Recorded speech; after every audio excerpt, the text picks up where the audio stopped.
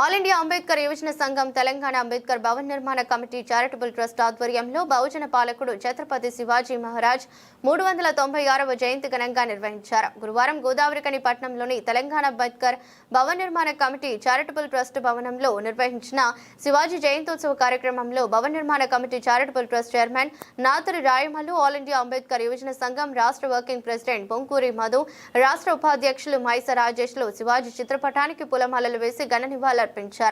మొఘల్ చక్రవర్తులతో పోరాటం చేసి బహుజన రాజ్యాన్ని స్థాపించిన గొప్ప మహోన్నతుడు శివాజీ మహారాజ్ అని అన్నారు. ఆయన బహుజన రాజ్యం స్థాపించడమే కాక సామాజిక మార్పు కోసం తపన పడ్డ చక్రవర్తి అన్నారు. ఛత్రపతి శివాజీ మహారాజ్ ఆసియా బాటలో కొనసాగాలని పిలుపునిచ్చారు.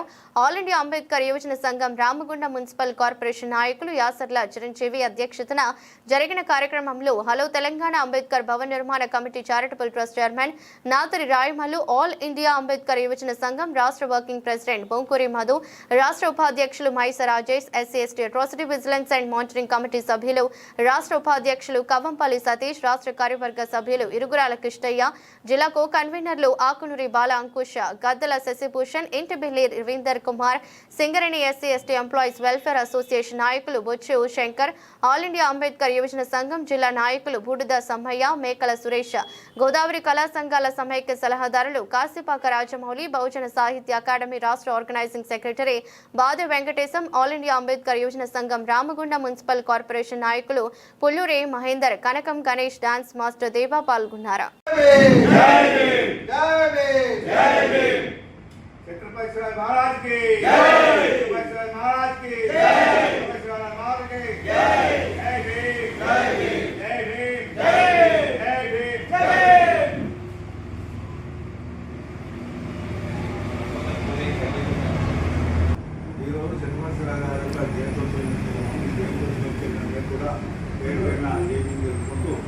అతను ఎంత కష్టపడదు, అలాగే మనం కూడా కష్టపడి పైకి రావాలి, మన ఇద్దరు పైకి రావాలని చెప్పి కోరుతూ నేను ఇంతతో ముంచుకున్నాను. జై భీమ్, జై భారత్, జై అలాగే రాష్ట్ర వర్కింగ్ రాష్ట్ర ఉపాధ్యక్షుడు మైసరాజేష్ గారిని మాట్లాడుతున్నాను.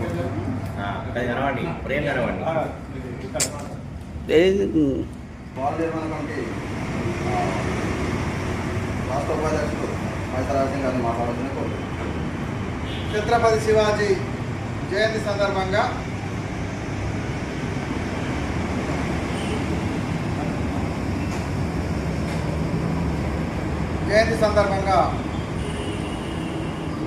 ఈరోజు ఛత్రపతి శివాజీ యొక్క ఆశయం, పట్టుదల, ఆ యొక్క స్ఫూర్తి భారతదేశం యొక్క దళిత సమాజం ఖచ్చితంగా గుర్తుంచుకోవాల్సిన అవసరం ఉన్నది.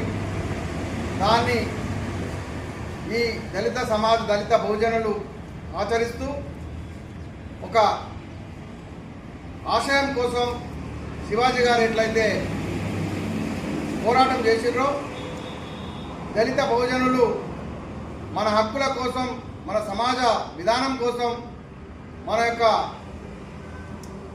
వృత్తి కోసం పాటుపడాల్సిన అవసరం ఎంతైనా ఉంది. డాక్టర్ బాబాసాహెబ్ అంబేద్కర్ రాజ్యాంగాన్ని అందించిన విధానం, ఇలా ప్రభుత్వాలు చేస్తున్న విధానం మరి దళిత బహుజనులకు ఇంకా అందని ద్రాక్షగా ఉందనేది నగ్న సత్యం.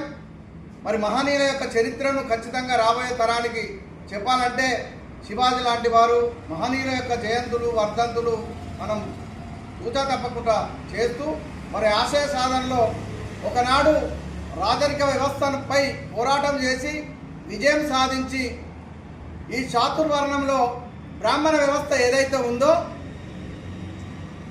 తన రాజా పట్టాభిషేకానికి కూడా ఈ బ్రాహ్మణ వ్యవస్థ ఎంత నీచంగా వ్యవహరిస్తుందో శివాజీ యొక్క చరిత్రనే అనే నిదర్శనం అని ఈ సందర్భంగా మనవి చేస్తూ ఉన్నాం.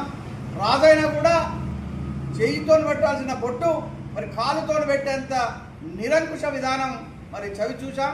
మరి దానికి విరుద్ధంగా ఒకనాడు ఈ దేశంలో స్వాతంత్రం రాకముందు రాజ్య పరిపాలన చేస్తున్న దళితుల ఒక మన స్థితి ఎట్లా ఉంటే ముట్టికి చీపురు, మూతికి ముంత మరి కట్టుకొని మరి ఆ యొక్క వీధులలో నడుస్తుంటే తమ కాలు అచ్చులు కూడా ఏర్పడకుండా చేసిన ఈ వ్యవస్థకు వ్యతిరేక